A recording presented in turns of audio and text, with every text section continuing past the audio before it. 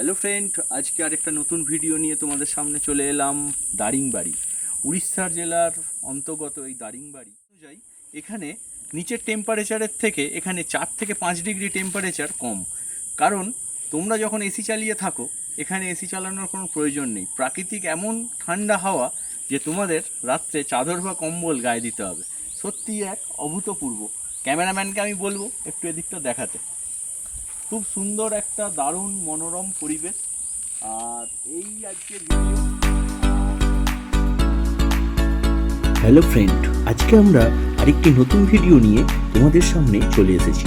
আজকে আমি কলকাতা থেকে দারিংবাড়ির উদ্দেশ্যে বেরিয়েছিলাম সকাল 6:45। এখন বাজছে বিকেল 5:30। কলকাতা থেকে দারিংবাড়ির রাস্তা 675 কিলোমিটার। তোমরা চাইলে 4 চাকায় আসতে পারো, আর বাইক নিয়ে এলে একটু চাপে, কারণ পাহাড়িয়া রাস্তা খুবই খতরনাক। একটু 19-20 হলেই সোজা গাড়ি পাহাড় থেকে একদম খাদে। তো তোমরা হাওড়া থেকে ব্রহ্মপুর এক্সপ্রেস ধরে সোজা ব্রহ্মপুরে নেবে। ওখান থেকে বাস আসে দারিংবাড়ি বা কোরাপুর, বা তোমরা SMBT সুপারফাস্ট এক্সপ্রেস ধরে ব্রহ্মপুরে নেবে। ওখান থেকে গাড়ি ভাড়া করে সোজা দারিংবাড়ি চলে আসতে পারো।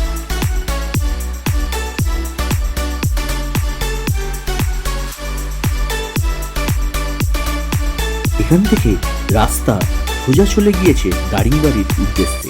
সবুজ বনলতা ফেলে যখন তোমরা উপরে উঠবে, দেখবে গলা থেকে উপরে টেম্পারেচার 5 ডিগ্রি কম।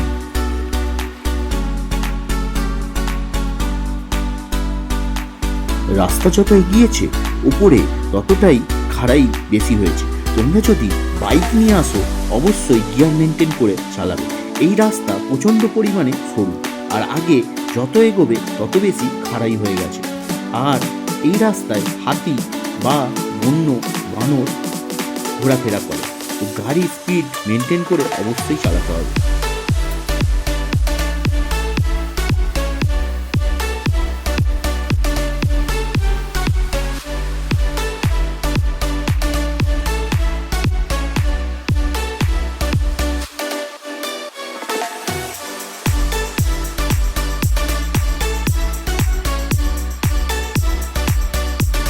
তোমরা যখন বাড়ি থেকে বেরোবে, চেষ্টা করবে ব্রহ্মপুর থেকে এই রাস্তাটি সন্ধ্যের আগেই বেরিয়ে যাওয়ার জন্য। কারণ সন্ধ্যেবেলা হলে তোমরা পাহাড়ের বাঁক বুঝতে পারবে না, তখন তোমাদের গাড়ি চালাতে অনেক অসুবিধা হবে।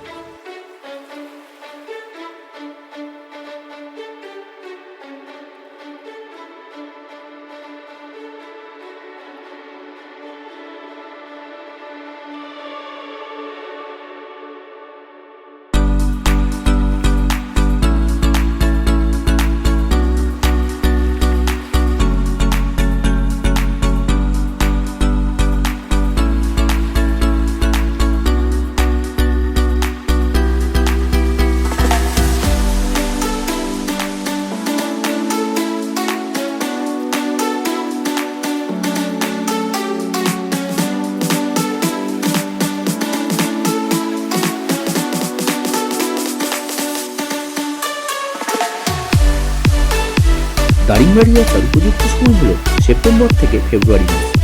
সেপ্টেম্বরের পর দারিংবাড়ি এলে এখানে বরফের দেখা পাওয়া যায়। যেমন কাশ্মীর বা সিকিম বা দার্জিলিংয়ে বরফের দেখা পাওয়া যায়, এখানেও পুরো রাস্তা বরফ হয়ে যায়।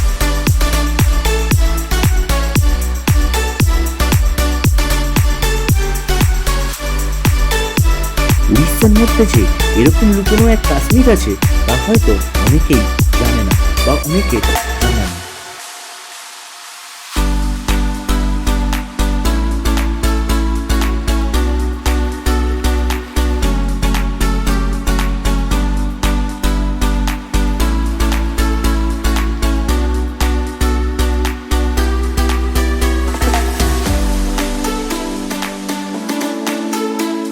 এখানে পাহাড়ের ভাগগুলো এতটা খাড়াই যে তুমি যদি দূর থেকে না কাটাও, তাহলে গাড়ি নিয়ে একদম সোজা খাবে।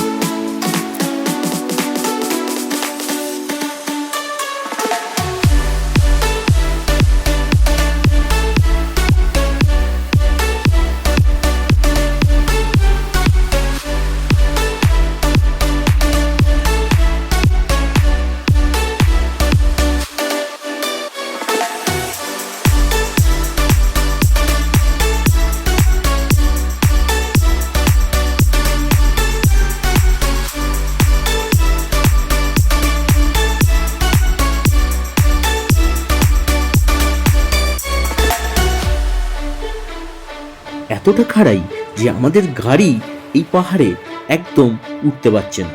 এত লোড থাকার জন্যে গাড়ি নিয়ে পাহাড়ে ওঠায় প্রচণ্ড বেগ পেতে হয়েছে এবং একটা জায়গায় আমরা গাড়ি স্লিপ খেয়ে পড়েই গেলাম। সেই ভিডিও তোমাদের জন্যে থাকবে।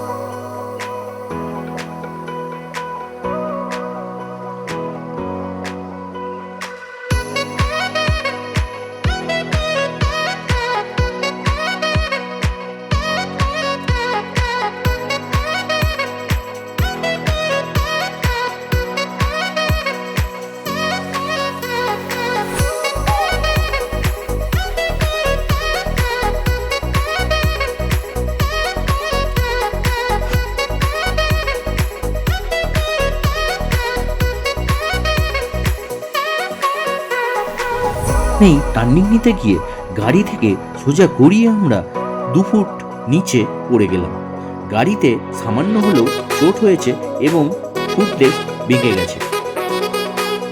এই সবের মধ্যেও আমরা গাড়ি তুলে আবার রওনা দিলাম দারিংবাড়ির উদ্দেশ্যে।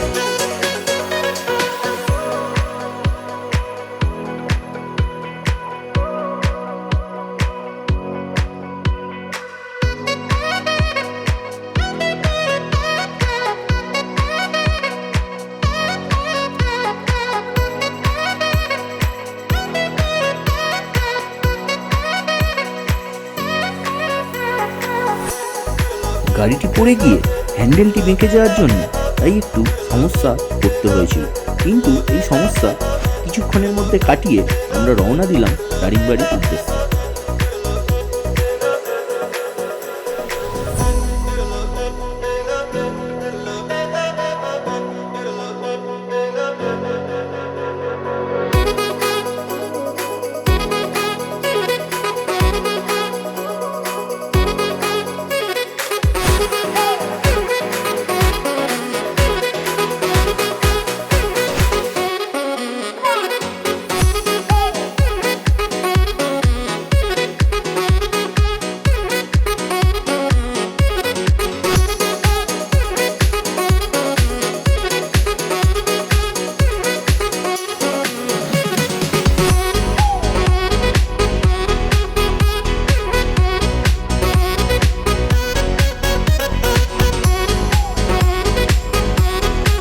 আমরা এখন আছি সমুদ্রপৃষ্ঠ থেকে 756 মিটার উপরে।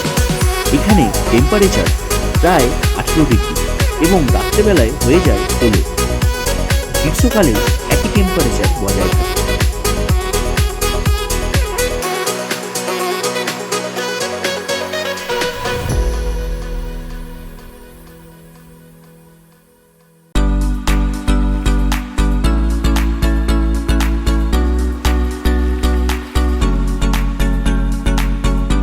আমরা পাহাড়িয়া রাস্তা ছেড়ে এখন সমতল রাস্তায় এসে পড়েছি। এই সমতল রাস্তা 10 কিলোমিটার বর্তমান, কিন্তু এই সমতল রাস্তা শেষ হয়ে গিয়েও পাহাড়িয়া রাস্তা আবার শুরু হবে। তোমরা যারা গাড়ি নিয়ে আসবে, বাইক নিয়ে বিশেষ করে খুব সাবধানে গিয়ার এবং স্পিড মেনটেন করে চালাবে।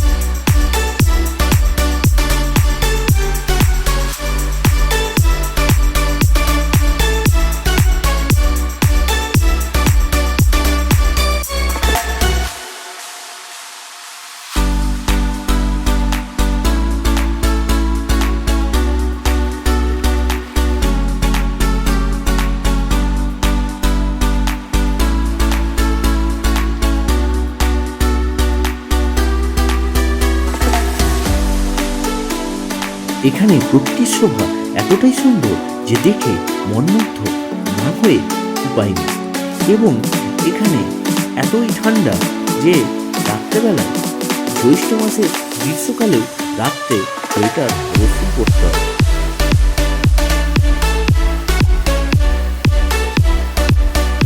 এখানে সামার টাইমে 1000 টাকায় নন এসি রুম এবং 2000 টাকায় এসি রুম পাওয়া যায় এবং উইন্টারের সময় 2000 টাকা থেকে 3000 টাকা পর্যন্ত রুমের রেট হয়।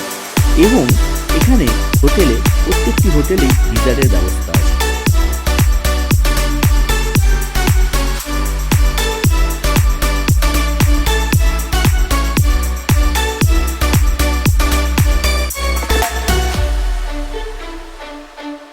আমরা অবশেষে হোটেলে পৌঁছে গেলাম।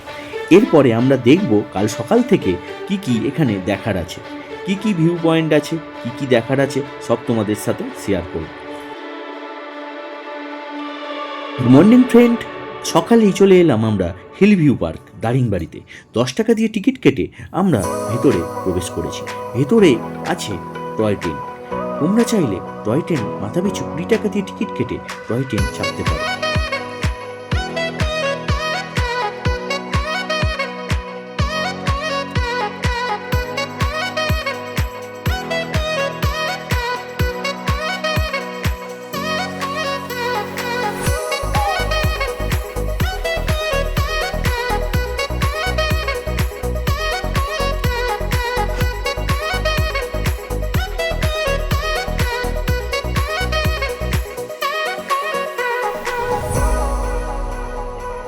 পার্কটি পাহাড়ের গায়ে অবস্থিত বলে তাই এই পার্কটির নাম হিল ভিউ পার্ক। এই পার্ক থেকে পুরো পাহাড়ের এক অসাধারণ সৌন্দর্য উপভোগ করা যায়।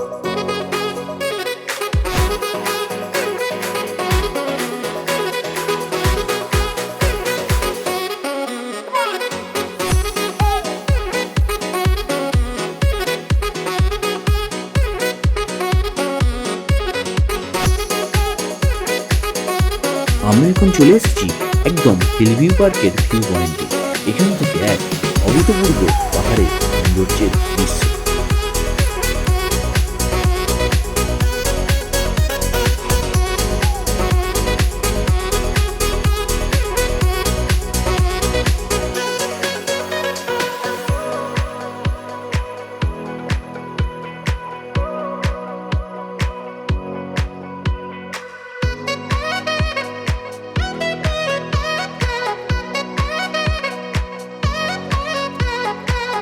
এরপর আমরা চলে এলাম নেচার পার্কে। এই নেচার পার্কের ভেতরে এক আছে বাটারফ্লাই পার্ক, যা অভূতপূর্ব। আমরা এই পার্কের টিকিট মূল্য মাত্র 15 টাকা। 15 টাকা দিয়ে টিকিট কেটে আমরা চলে গেলাম সোজা নেচার পার্কের ভেতরে।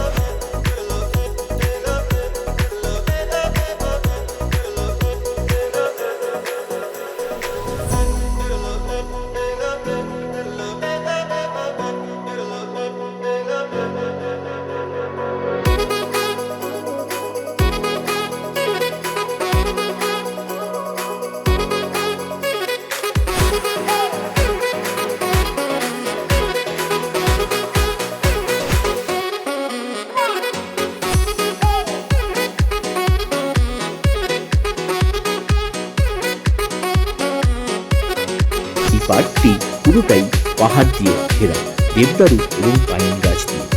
এই পার্কে আছে আদিবাসী মূর্তি এবং হাতির মূর্তি এবং বাটারফ্লাই পার্ক বা বাচ্চাদের বিভিন্ন রকম রাইড আছে। এই পার্কটি পুরোটাই একটা নেচার।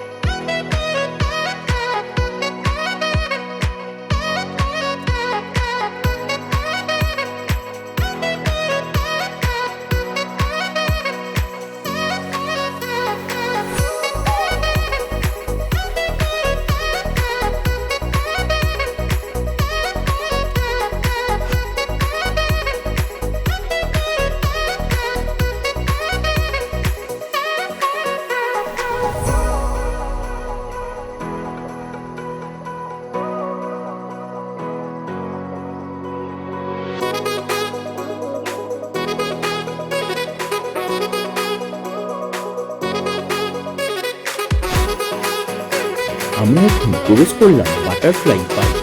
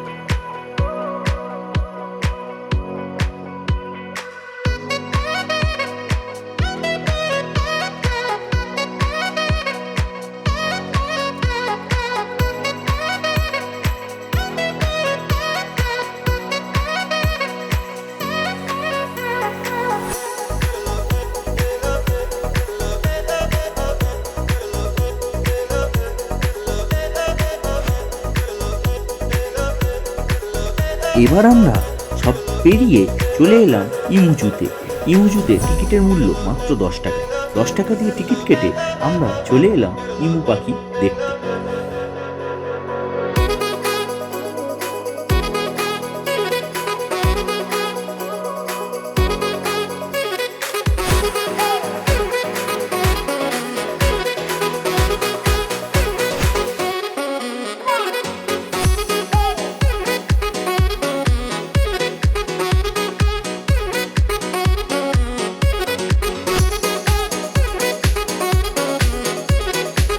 ইমুজুতে টেন্ট খাটিয়ে থাকার ব্যবস্থা আছে কিছু টাকার বিনিময়ে। এবার আমরা চলে এলাম কফি গার্ডেনে। কফি গার্ডেনে 10 টাকা দিয়ে টিকিট কেটে আমরা ভিতরে প্রবেশ করি। খুব সুন্দরভাবে সাজানো এই কফি গার্ডেন।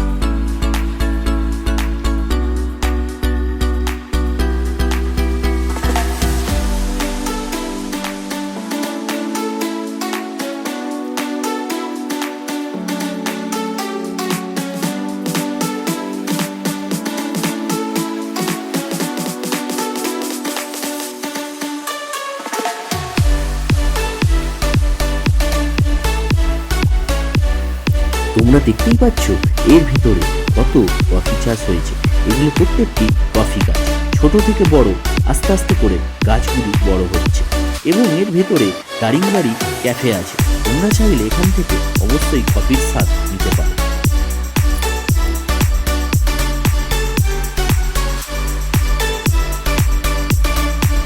এরপরে আমরা চলে এলাম পাইন ফরেস্টে। পাইন গাছ খুব সুন্দর। পাইন ফরেস্টে 10 টাকা দিয়ে টিকিট কেটে আমরা পাইন ফরেস্টের মধ্যে প্রবেশ করলাম। দুর্ধর্ষ এক পাইন ফরেস্ট, যা মন শান্ত করে দেয়।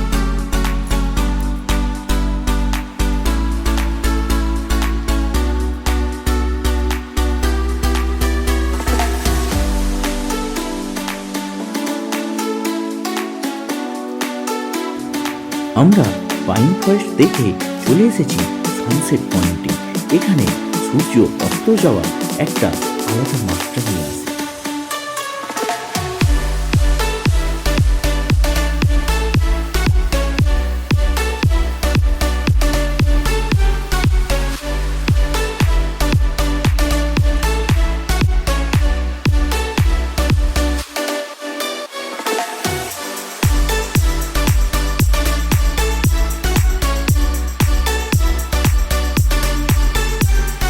এবারে আমরা চলে এলাম লাভার্স পয়েন্ট।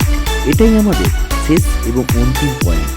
এইখানে আমরা দেখব লাভার্স পয়েন্ট প্রেমের জায়গা নয়, এখানে প্রকৃতি এত সুন্দরভাবে সেজে উঠেছে, সেই জন্যে একে প্রকৃতির প্রেমে সেই টানেই লাভার্স পয়েন্ট বলা হয়। এখানে আছে পাহাড়ি ঝর্ণা এবং বিভিন্ন ধরনের পাইন, সেগুন, আকাশ পাইন গাছ।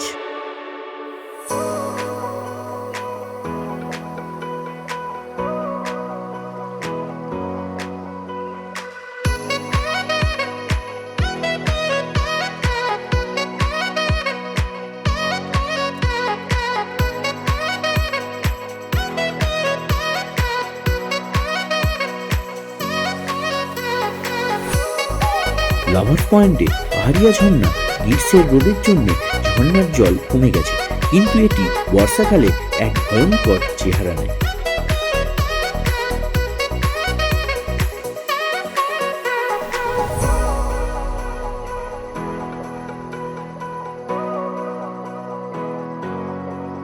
এই ছিল আজ আমাদের দারিংবাড়ির ভিডিও। সমস্ত কিছু আজ ঘুরে আমরা হোটেলে ফিরছি আঁকাবাঁকা পাহাড়িয়া রাস্তা। আঁকাবাঁকা পাহাড়িয়া রাস্তা ধরে হঠাৎ যেতে যেতে চোখে পড়ল জঙ্গলে দাবানল লেগেছে। তোমাদের জুম করে দেখানোর চেষ্টা করছি, তোমরা দেখতে পাবে যে গাছে আগুন লেগেছে, গাছে গাছে ফসল।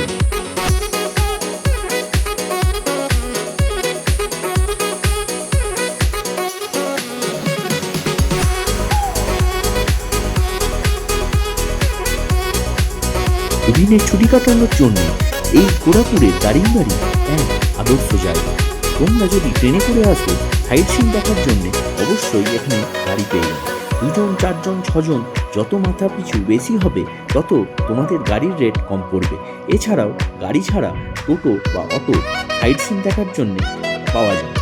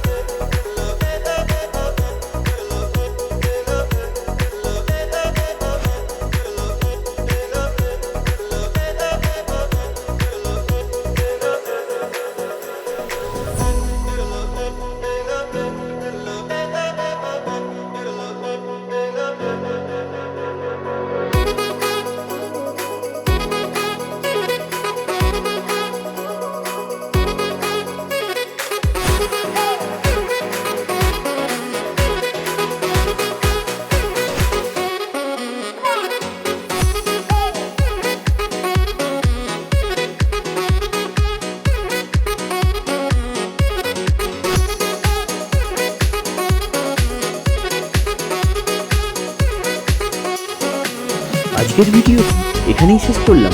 আবার দেখা হবে নতুন কোনো এক ভিডিও। আজকের মতন টাটা।